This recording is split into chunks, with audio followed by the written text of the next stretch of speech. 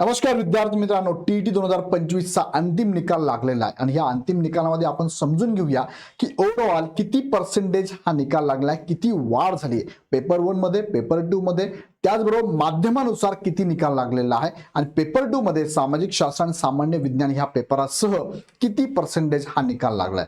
तिकडे जाण्यापूर्वी तुम्हाला मी सांगू इच्छितो, ज्यांचा निकाल लागला जे पात्र झाले ते तर ठीकच आहे, पण ज्यांचे निकाल अपात्र किंवा राहिलेले आहेत अशा विद्यार्थ्यांना मी एकदा सांगू इच्छितो की परत जून मध्ये तुमची टीईटी आणि सीडची एक्झाम होणार आहे।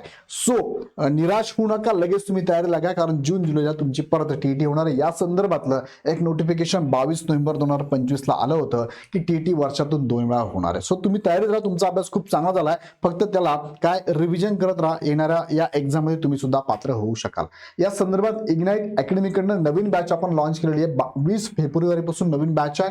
टीईटी 2026 ची द्रोणा बॅच 9.0 आहे, लाईव्ह प्लस रेकॉर्डेड आहे, ज्यामध्ये सेपरेट बॅचेस पण तुम्ही घेऊ शकता। सगळे फीचर्स या बॅच मध्ये आहे। त्याचबरोबर तुम्हाला रेकॉर्डेड स्वरूपात सुद्धा पेपर 1 पेपर 2 दोन्ही एकत्र अशी बॅच पण अवेलेबल आहे। दोन्ही बॅचेस तुम्ही जर आमचे शिक्षक भरतीचा एखादा कोर्स घेतला असेल तर तुम्हाला बॅचेस मध्ये 50% डिस्काउंट आहे। त्यासाठी TET50 नावाचा कोड वापरायचा आहे। या बॅचेस तुम्ही परचेस करू शकता, त्यासाठी खाली डिस्क्रिप्शन मध्ये ऍप आणि बॅचची लिंक दिली आहे आणि कॉन्टॅक्ट नंबर पण दिलाय, कॉन्टॅक्ट करू शकतात। जाऊया मुख्य मुद्द्याकडे। बघा, एक प्रसिद्धी पत्रक आलेलं आहे महाराष्ट्र राज्य परीक्षा परिषदेकडनं पेपर क्रमांक 1-2 अंतिम निकालाबाबत प्रसिद्धी पत्रक आहे, ज्यामध्ये त्यांनी सांगितलेलं आहे की हा अंतिम निकाल जो लावलेला आहे त्याचं अधिकृत संकेतस्थळावरती आम्ही प्रकाशित केलेला आहे। आता समजून घेऊया हा निकाल नेमका किती लागला। डायरेक्ट तुम्हाला मी पीडीएफ दाखवतोय, बघा ही पीडीएफ आहे त्यांची। यामध्ये आपण बघू शकता की निकाल कसा लागला। बघा, पेपर 1 आणि पेपर 2 चा विचार केला तर इथे प्रेझेंट विद्यार्थी, अब्सेंट विद्यार्थी, पास विद्यार्थी, फेल विद्यार्थी, रिझर्व विद्यार्थी, त्यांचा रिझर्व ठेवलेला आहे टोटल आणि पर्सेंटेज नुसार जर बघितलं तर पेपर 1 चा पर्सेंटेज बघा किती आहे, 11.47। बघा, पेपर 1 चा निकाल जो लागलेला आहे तो 11.47% लागला पेपर 1 साठी आणि पेपर 2 चा जो लागलाय तो 11.13 लागलेला, म्हणजे पेपर 1 चा पर्सेंटेज खूप जास्त आहे। ओव्हरऑल टक्का जो वाढलाय बघा, 11.38% निकाल ओव्हरऑल लागलेला आहे।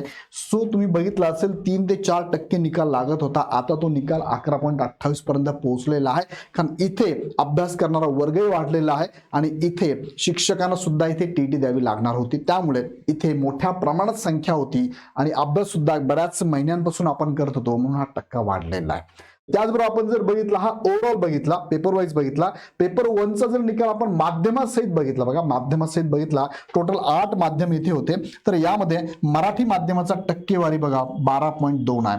त्याचबरोबर तुम्हाला इंग्लिश माध्यम आहे 5.44 आहे, उर्दू माध्यम 6.96 आहे, हिंदी माध्यम 12.19 आहे, सर्वात जास्त लागलेलं आहे उर्दू माध्यम आहे। अशा अजून पण पुढे आहे, बेंगाली माध्यम बघा 7.29 आहे आणि सगळ्यात जास्त लागलाय तो म्हणजे कन्नडचा, तो लागलाय 15.1% लागलाय बघा, 15.1। त्यानंतर तेलुगू माध्यम 10 आहे आणि गुजराती माध्यम 3.70 आहे। सो सर्वात जास्त जो लागलेला आहे तो लागलेला आहे कन्नड लँग्वेजचा 15.1, त्याच्यानंतर लागला हिंदी लँग्वेज 12.19 आणि त्यानंतर मराठी लँग्वेज 12.02। अशा पद्धतीने हा ओव्हरऑल जर बघितला तर पेपर 1 चा अंतिम टक्के लागलेले बघा 11.47 लागलाय टक्का बघा। सो ही वाढ खूप जास्त झालेली लक्षात घ्या। त्यानंतर आपण पुढे बघितला, पेपर 2 मध्ये 2 प्रकार बघा, यात गणित आणि विज्ञान घेऊन असणारे विद्यार्थी, ज्यामध्ये माध्यमानुसार जर बघितला सर्वात जास्त टक्का जो लागलाय तो 22.22 हा लागलेला आहे बंगाली भाषेचा आणि टोटल ओव्हरऑल जर बघितलं तर 9.12% लागलेले बघा। तुम्ही मराठीचं बघू शकता, पेपर 2 ला 8.29 आहे, इंग्लिश 5.87, उर्दू 3.34 आहे, हिंदी 17% लागलेला आहे, कन्नड 7.98, तेलुगूचा 0% आहे, गुजराती मध्ये 0% लागलेला आहे। ओव्हरऑल 9.12 हा पेपर 2 मधला गणित विज्ञानचा टक्का आहे। माध्यमानुसार पेपर 2 जर आपण बघितला तर यामध्ये बघा मराठीचा 9.81% लागलेला आहे मराठी मीडियमचा, इंग्लिशसाठी 6.20 आहे, उर्दूसाठी 3.33 आहे, हिंदीसाठी 22.29। आय थिंक सो सर्वात जास्त हाच लागलेला आहे 22.29 हिंदी माध्यम पेपर 2 साठी। बेंगालीसाठी 11.90 आहे, कन्नडसाठी 8.41 आहे, तेलुगूसाठी 0 सगळेच फेल आहे, गुजरातमध्ये 5.88 आहे, सिंधीमध्ये सगळेच फेल आहे। ओव्हरऑल पेपर 2 चा निकाल जर आपण बघितला तर 12.33 लागलेला आहे। पेपर 2 मध्ये सामाजिक शास्त्राचा सर्वात जास्त टक्का आहे 12.33. तुम्ही बघू शकता इथे 12.33 आहे, इथे 9.12 आहे आणि इथे जर बघितला पेपर 1चा तर पेपर 1चा 11.47 आहे. यामध्ये ओव्हरऑल पेपर 2 मध्ये जो दुसरा पेपर आहे त्याचा पर्सेंटेज सर्वात जास्त आहे आणि पेपर 1 पेपर 2 एकत्र केला तर पेपर 1चा टक्का जास्त आहे. ओव्हरऑल जर बघितला आपण साधारणतः इथे ओव्हरऑल दोन्ही पेपर मिळून बघितला तर तुमचा 11.28 हा टक्का निकाल लागलेला आहे. सो पाठीमागच्या तुलनेत हा सर्वात जास्त टक्का असं म्हणूया आपण त्याला.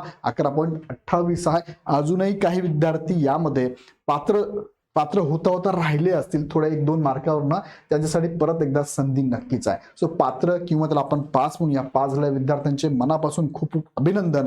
आणि इग्नाइट अकॅडमीच्या प्लॅटफॉर्मवरती ज्या विद्यार्थ्यांनी मार्गदर्शन घेतलं होतं त्यात पण बरेचसे निकाल हे पॉझिटिव्ह आलेले आहेत. काही मुलांचे निकाल राहिले त्याला कारणं पण तशी असू शकतात.